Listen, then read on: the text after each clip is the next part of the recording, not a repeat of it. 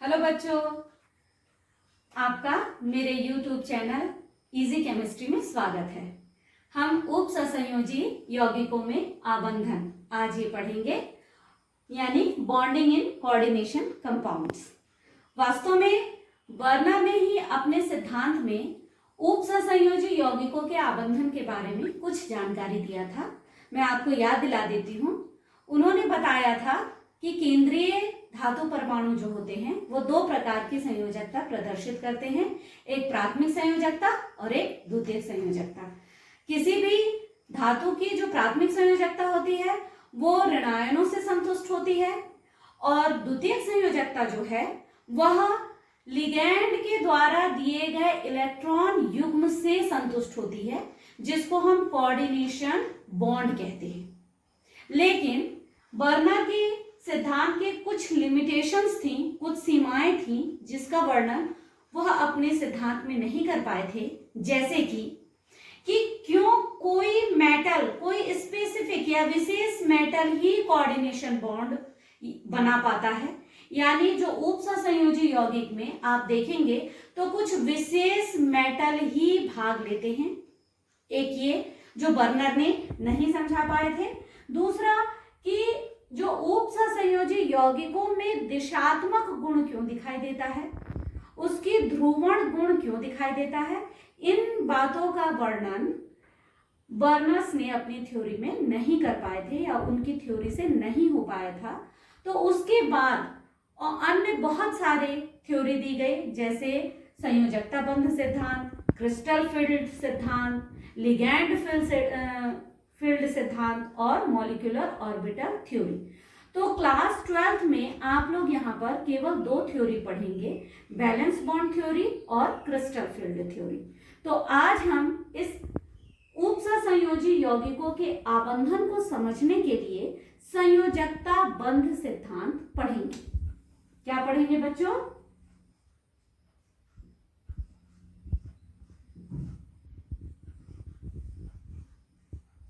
संयोजकता बंध सिद्धांत, यानी कि बैलेंस बॉन्ड थ्योरी। इसको हम V for balance, B for bond और T for theory, valence bond theory भी कहते हैं। अब बैलेंस बॉन्ड थ्योरी क्या क्या बताता है उसको मैं आपको वन बाय वन समझाती जाती हूँ। बैलेंस बॉन्ड थ्योरी के अकॉर्डिंग क्या क्या बताता है इसको अपन आज समझते हैं।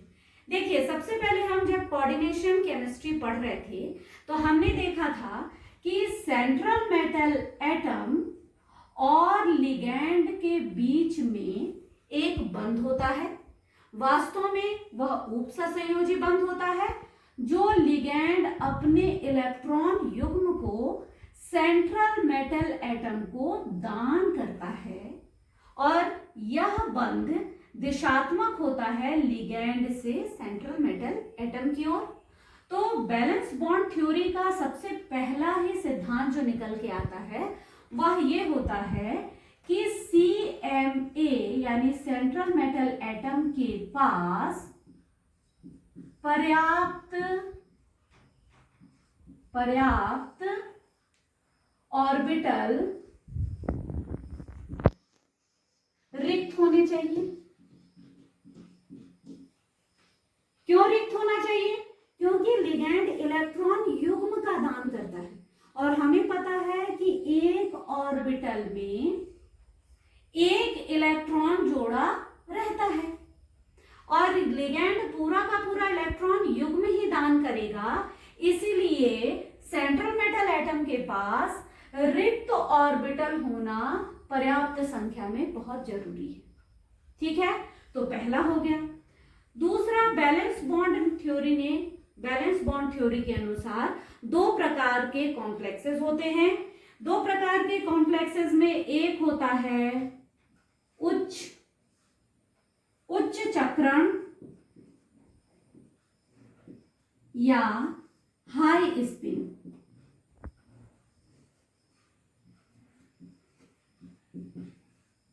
उच्च चक्रण या हाई स्पिन और दूसरा होता है इसी को हम अब छोटे उसमें लिख लेते हैं। और सेकंड होता है निम्न चक्रण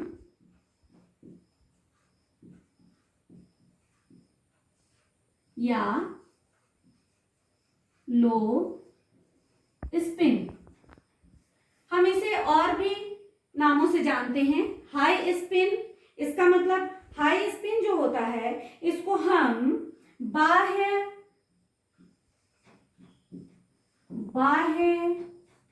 कक्षक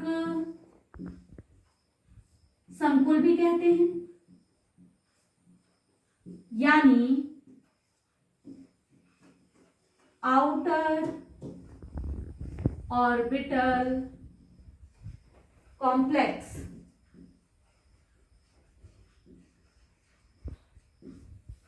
आउटर ऑर्बिटल कॉम्प्लेक्स।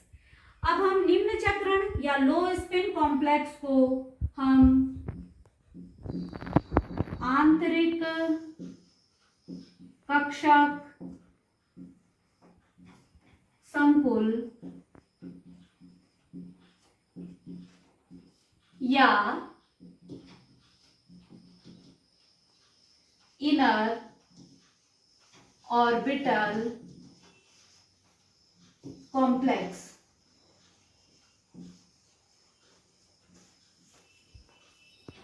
ठीक है, तो बीवीटी के अनुसार यानी संयोजकता बंध सिद्धांत के अनुसार दो प्रकार के कॉम्प्लेक्सेस होते हैं, उच्च चक्रण या बाह्य कक्षक संकुल या निम्न चक्रण या आंतरिक कक्षक संकुल। इस तरह से दो प्रकार के कॉम्प्लेक्सेस होते हैं। अब हम तीसरी बात बीवीटी की देखते हैं कि यदि हमें इन दोनों प्रकार के कॉम्प्लेक्सेस को समझना है तो हमें सबसे पहले सेंट्रल मेटल एटम के इलेक्ट्रॉनिक कॉन्फ़िगरेशन यानी इलेक्ट्रॉनिक विन्यास को समझना पड़ेगा। इलेक्ट्रो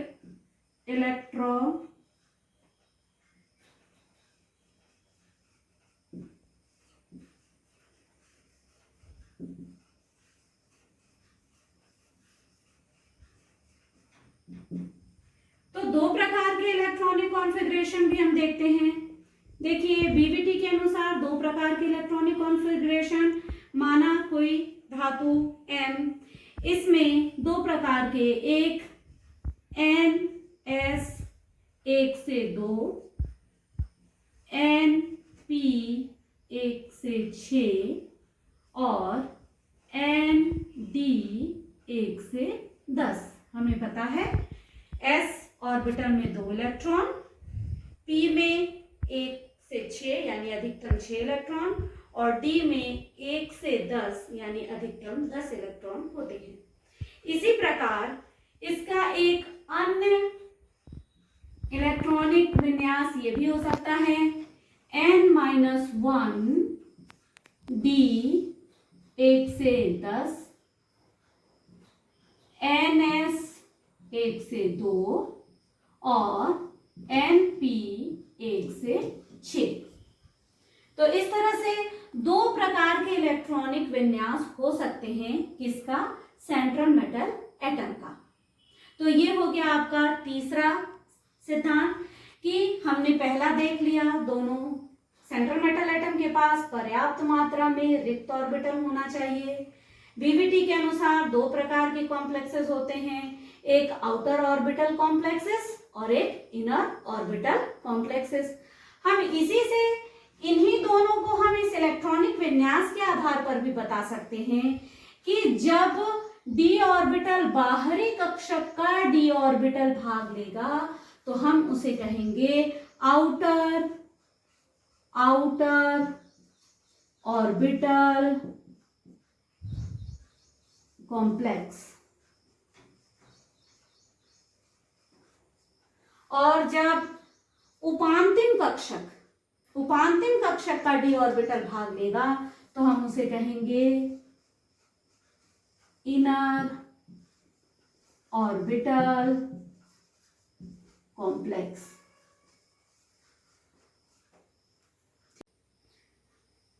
अब देखिए हमने दोनों का इलेक्ट्रॉनिक विन्यास देख लिए और आपने 11वीं कक्षा में पढ़े होंगे कि जब कोई भी एक एलिमेंट का जो डिफरेंट ऑर्बिटल्स जब किसी रासायनिक अभिक्रिया में भाग लेते हैं या बंध बनाते हैं तो उनमें एक चीज होती है जिसको हम बोलते हैं संकरण। संकरण या इसी को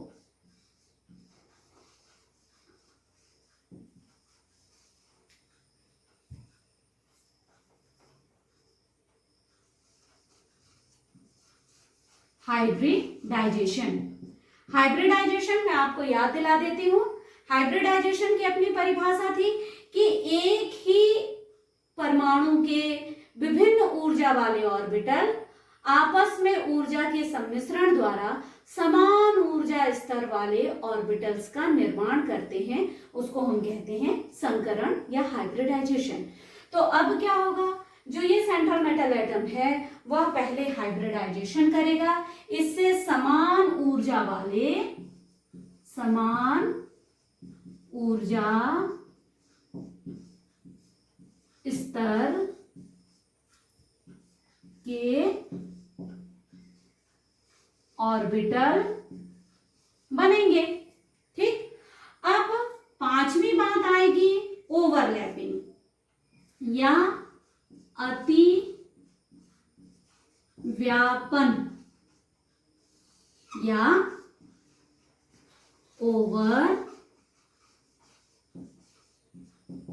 ओवरलैपिंग।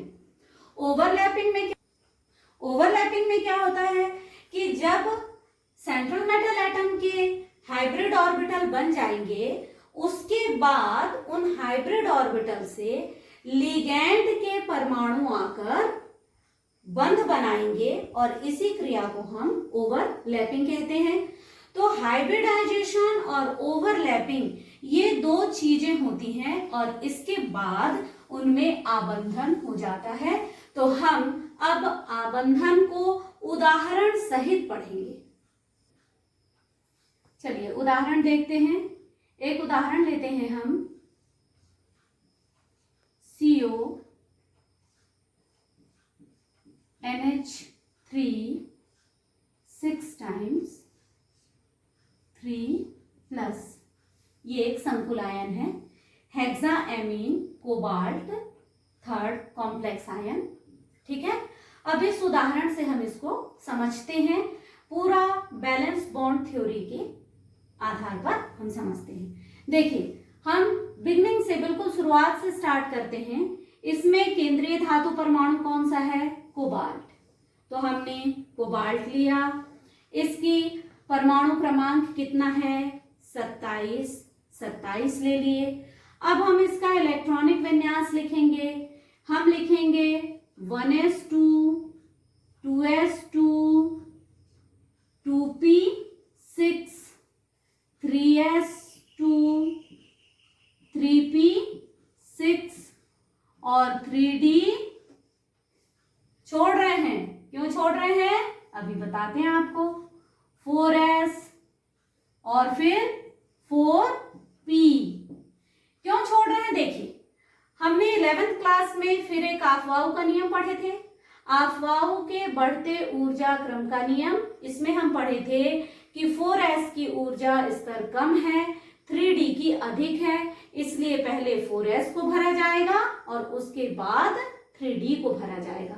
तो हम पहले भर देते हैं 4s2। अब इसको काउंट कीजिए, 2 2 4 और 6 10 10 और 2 12 और 6 18 18 19 20। अब बचा कितना 7, तो हम यहां लिख देंगे 7। ठीक है, लेकिन हमको पता है कि CO जो है वो +3 ऑक्सीकरण अवस्था में है। तो +3 ऑक्सीकरण अवस्था में यानी 3 इलेक्ट्रॉन ये अपना खो देगा। अब 3 इलेक्ट्रॉन कहां से खोएगा, देखिए 2 इलेक्ट्रॉन वो यहां से, हमेशा बाहरी कक्षक के इलेक्ट्रॉन ही बाहर निकलते हैं। तो 4s2 का 2 इलेक्ट्रॉन निकल गया और यहां से 1 इलेक्ट्रॉन निकल गया, यानी यहां से 2 इलेक्ट्रॉन और यहां से 1 इलेक्ट्रॉन बाहर निकल गया। तो अब हम CO3+ का इलेक्ट्रॉनिक विन्यास देखें तो ये हो जाएगा 1s2 2s2 2p6 3s2 3p6, ये तो हमेशा रहेगा ही। अब यहां पर क्या हो गया है 3d6, एक इलेक्ट्रॉन निकल गया, 4s0 और 4p0 पहले से ही है। अब हम इसको ऑर्बिटल्स के आधार पर लिख लेते हैं। हम जानते हैं डी के कितने होते हैं सब ऑर्बिटल, 5, 1 2 3 4 और एक 5। अब हम इसको लिख लेते हैं 1 2 3 4 5 और ये 6। अब बैलेंस बॉन्ड थ्योरी ने एक और चीज बताया था। उसने कहा कि यदि किसी यौगिक में प्रबल लिगैंड है तो वह हुंड के नियम के विपरीत, ध्यान दीजिए, प्रबल लिगैंड है तो क्या होगा, हुंड के नियम के विपरीत इलेक्ट्रॉन जो है वह जोड़ा बना लेंगे। अब इलेक्ट्रॉन जोड़ा बना रहा है, इसका ये मतलब है कि अब इसका इलेक्ट्रॉनिक विन्यास कैसे होगा, पहले जोड़ा ही बन जाएगा। ये पहले से यानी 6 हैं तो 1 2 3 4 5 6। ये बैलेंस बॉन्ड थ्योरी ने स्पेशल बताया कि यदि लिगैंड प्रबल है, और हम जानते हैं यानी बैलेंस बॉन्ड थ्योरी ने बताया है कि NH3 लिगैंड जो है वो प्रबल लिगैंड है। इसके कारण ये जो 3d ऑर्बिटल है इसमें इलेक्ट्रॉन पहले जोड़ा बना लेंगे हुंड के नियम के विपरीत, और उसके बाद कुछ ऑर्बिटल रिक्त हो जाएगा। तो ये 2 ऑर्बिटल रिक्त है। अभी इसको भी हम देख लें, ये ऑर्बिटल भी रिक्त है, इसको भी हम देख लें, ये ऑर्बिटल भी रिक्त है। यानी अभी इसको देखिए 3d के 2 4s का 1 और 4p के 3 ऑर्बिटल रिक्त हैं, और इसमें यही संकरण होगा जिसका नाम होगा D2sp3 संकरण। कौन सा संकरण, D2sp3 संकरण। ये D2sp3 संकरण के कारण इसमें कितने संकरित कक्षक बन जाएंगे, 1 2 3 4 5 6 संकरित कक्षक बन जाएंगे। अब हमें क्या मिल गया यहां से, अब इसको हम यहां ऊपर देख लेते हैं, हमें क्या मिल गया, 6 संकरित कक्षक।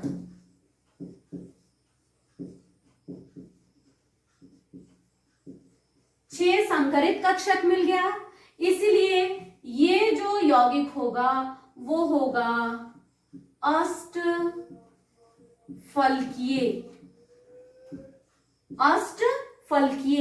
या इसी को हम इंग्लिश में कहेंगे ऑक्टाहेड्रल। ठीक है, ऑक्टाहेड्रल। अब ये समान ऊर्जा वाले 6 संकरित कक्षक हो गए, ये ऑक्टाहेड्रल संरचना में आ गया। अब ये देखिए, मैं इसको ये बना देती हूं, ये बन गया एक प्लेन, यहां पर है सेंट्रल मेटल एटम, यहां पर है चारों कोनों पर क्या होगा, लिगैंड, यहां NH3 NH3 NH3 NH3, एक प्लेन के ऊपर NH3 और एक प्लेन के नीचे NH3। इसको आप ऐसा समझिए कि ऐसा समझने की कोशिश कीजिए कि ये 4 चौकोर है, चारों कोनों पर लिगैंड है, एक प्लेन के ऊपर और एक प्लेन के नीचे, ये त्रिविम संरचना है, 3 डायमेंशनल। अब इसको हम अष्टफलकीय क्यों कह रहे हैं? एक है ऊपर लिगैंड, एक फलक, 2 फलक, 3 फलक और ये 4 फलक। 4 फलक ऊपर की ओर और 4 फलक नीचे की ओर, इसलिए संरचना हो गई अष्टफलकीय। ठीक है। अब बैलेंस बॉन्ड थ्योरी के आधार पर हम इससे कुछ जानकारी लेते हैं जो सिग्निफिकेंस या बैलेंस बॉन्ड थ्योरी का एप्लीकेशन है। जिन चीजों का, गुणों का हम वर्णन करते हैं वो ये है कि सबसे पहले हम इसका चक्रण देख लें। चक्रण, अब आप देख रहे हैं कि इसमें चक्रण, ये सारे युग्मित हैं, पुराने इलेक्ट्रॉन, और जो यहां पर भी इलेक्ट्रॉन जोड़ा आएगा किसके द्वारा आएगा? NH3 के द्वारा आएगा, यानी ये सारे संकरित कक्षक भी उसके युग्मित हैं। तो ये कैसा हो जाएगा? ये हो जाएगा निम्न चक्रण। निम्न चक्रण, निम्न चक्रण यानी लो स्पिन कॉम्प्लेक्स हो जाएगा। अच्छा, इसमें आप देखिए कि अंदर का d ऑर्बिटल यानी n-1 d ऑर्बिटल ने भाग लिया है।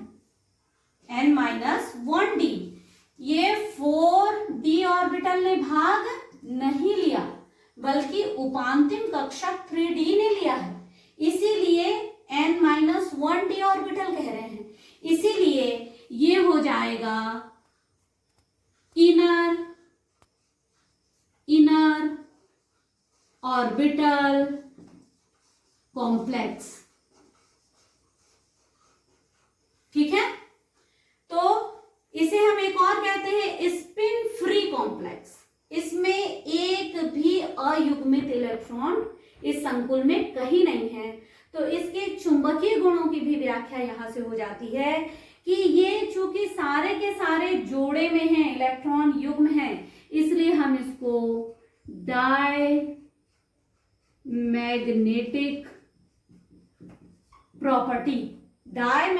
प्रॉपर्टी यानी कि हम क्या बोलेंगे? प्रतिचुंबकीय गुण ये प्रदर्शित करता है। तो जो बीवीटी का मुख्य है कि वह चुंबकीय गुण को, किसी भी उपसंयोजी यौगिक के चुंबकीय गुण का वर्णन कर सकता है। तो हमने देख लिया कि ये कॉम्प्लेक्स निम्न चक्रण या लो स्पिन होगा, इनर ऑर्बिटल यानी आंतरिक कक्षक संकुल होंगे, और ये डायमैग्नेटिक यानी प्रतिचुंबकीय होंगे।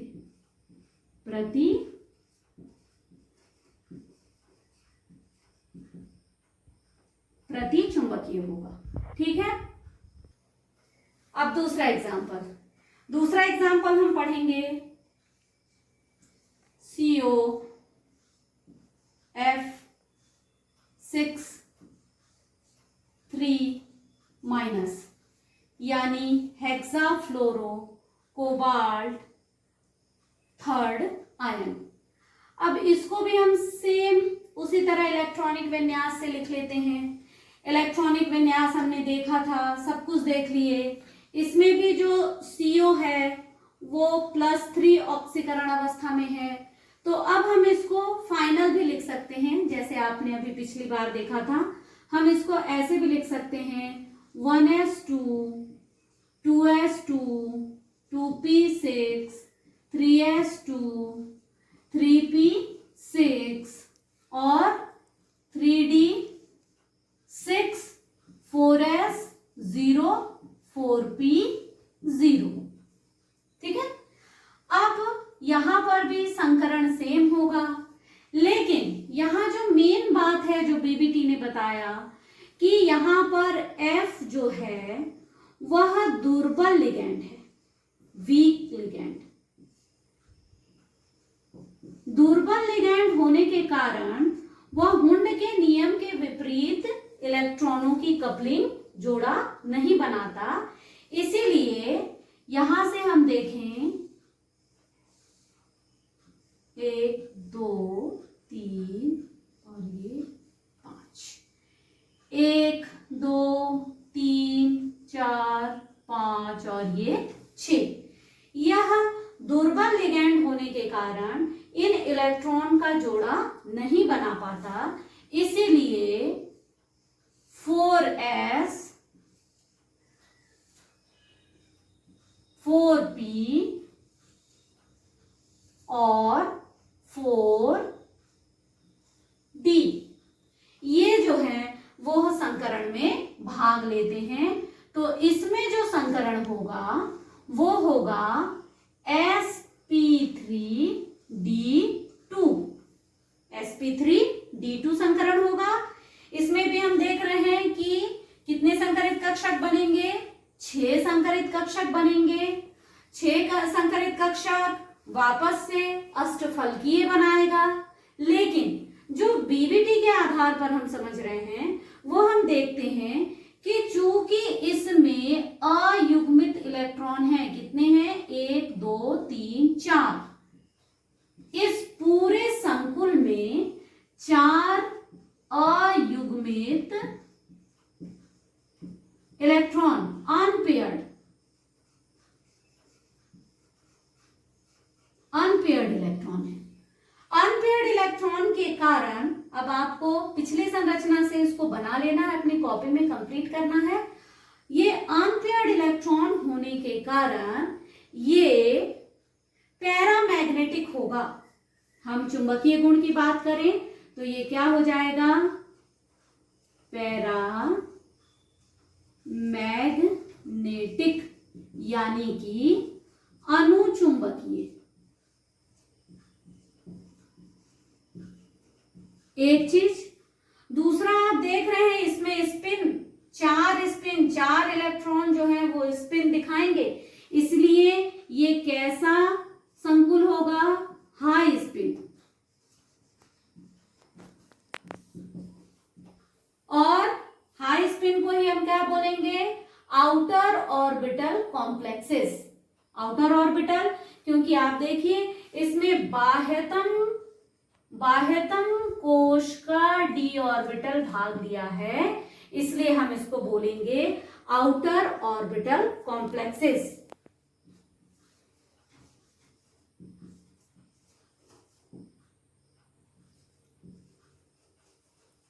आउटर ऑर्बिटल कॉम्प्लेक्सेस, ठीक है।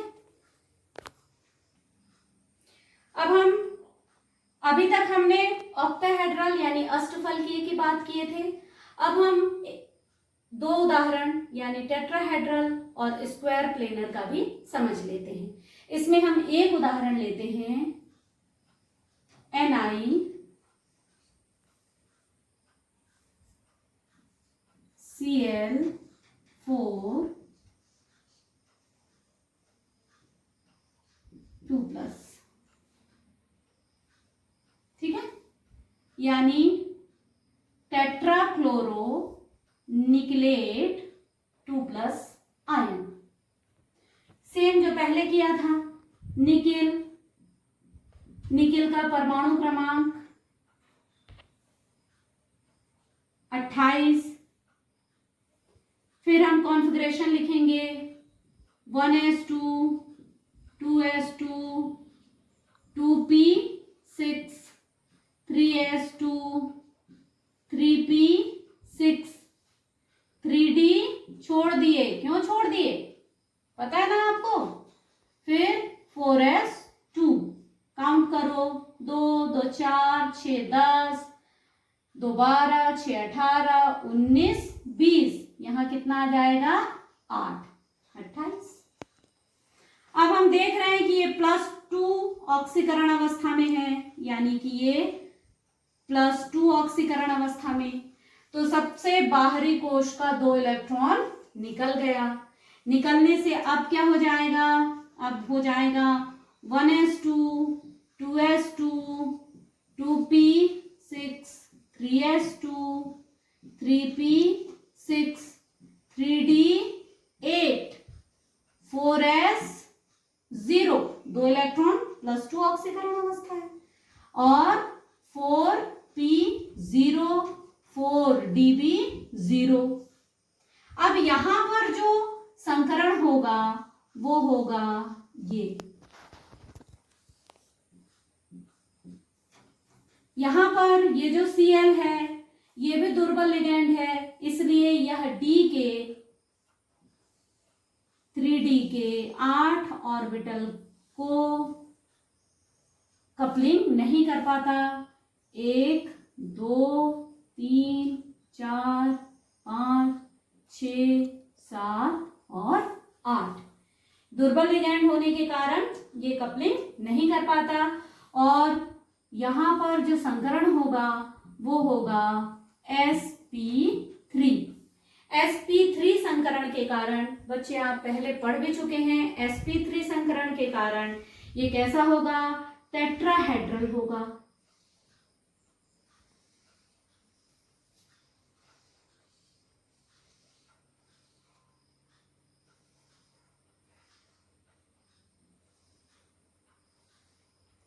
टेट्राहेड्रल होगा। अब जो बात निकल के आएगी वही कि ये लो स्पिन है कि हाई स्पिन, आप ही बताइए ये लो स्पिन है कि हाई स्पिन है। आपको दिख रहा है इसमें 2 इलेक्ट्रॉन कैसे हैं, अनपेयर्ड है, इसलिए क्या हो जाएंगे ये हाई स्पिन। और चूंकि इसमें 2 इलेक्ट्रॉन अनपेयर्ड है, इसी को आपको देखना है, 2 इलेक्ट्रॉन अनपेयर्ड है, तो इसकी जो चुंबकीय गुण होंगे वो कैसा होगा, चुंबकीय गुण पैरामैग्नेटिज्म, पैरामैग्नेटिक यानी कि अनुचुंबकीय। ठीक है, अब हम इसी तरह से एक और देख लेते हैं, NiCN,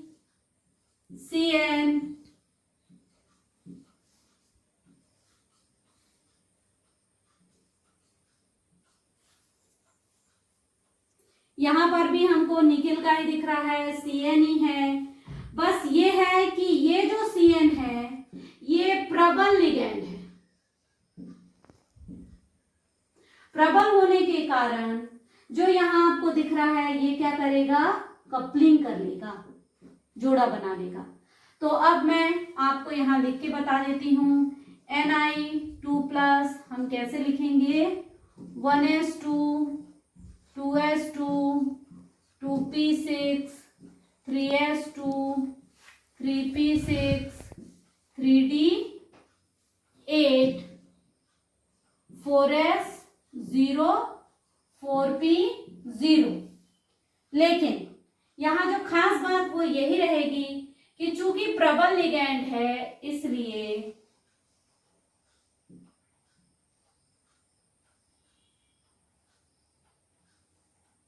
8 में पहले जोड़ा बनेगा, 1 2 3 4 5 6 7 8 और ये एक ऑर्बिटल खाली रहेगा।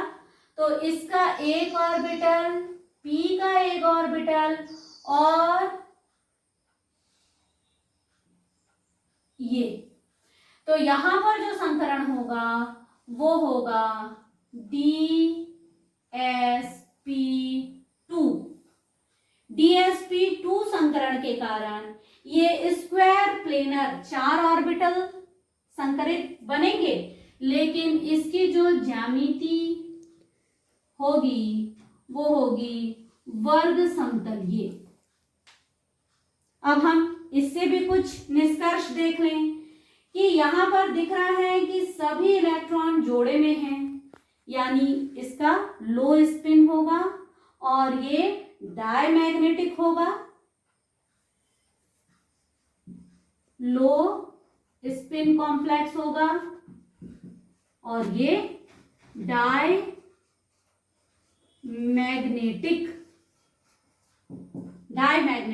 कॉम्प्लेक्स होगा। इस तरह से बैलेंस बॉन्ड थ्योरी या संयोजकता बंध सिद्धांत के आधार पर हम किसी भी उप सहसंयोजी यौगिक की चुंबकीय गुण का प्रदर्शन या व्याख्या हम अच्छे से कर सकते हैं। अब हम देख लेते हैं संयोजकता बंध सिद्धांत की कुछ सीमाएं, लिमिटेशंस।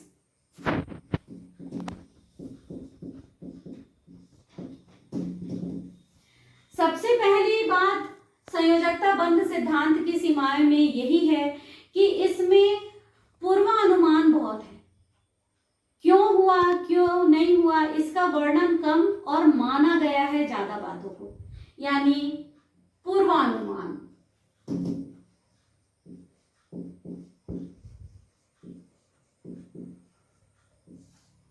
दूसरी, हम बार बार पूरे यौगिकों की संरचना के समय पढ़ रहे हैं कि ये प्रबल लिगैंड है, ये दुर्बल लिगैंड है। तो प्रबल लिगैंड और दुर्बल लिगैंड की व्याख्या नहीं कर पा रहा है बैलेंस बॉन्ड थ्योरी खुद।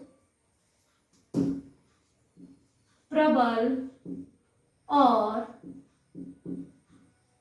दुर्बल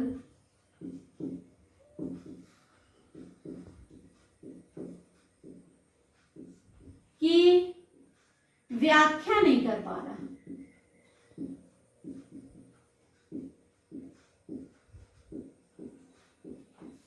और तीसरा लिमिटेशंस ये भी है कि वो मैग्नेटिक गुण के बारे में तो बता रहा है, लेकिन मैग्नेटिक गुण का डाटा नहीं बता पा रहा है। उसके बारे में ये नहीं बता पा रहा है कि यदि तीन इलेक्ट्रॉन यदि अनपेयर्ड हैं तो उनका जो मैग्नेटिक डाटा है वो नहीं बता पा रहा है। तो और तीसरा जो सबसे मेन है वह उपसंयोजी यौगिकों के रंगों की व्याख्या नहीं कर पा रहा है कि उपसंयोजी यौगिक रंगीन क्यों होते हैं, इसकी व्याख्या नहीं कर पा रहा है। और चौथा कि उपसंयोजी यौगिकों के जो गतिक स्थायित्व है, डायनेमिक स्टेबिलिटी,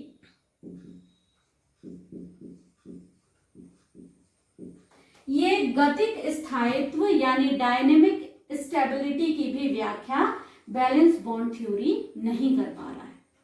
ठीक है, तो आज हमने बैलेंस बॉन्ड थ्योरी के बारे में अच्छे से स्टडी किया। आशा है आप लोगों को ये वीडियो पसंद आया होगा। तो ठीक है, बाय।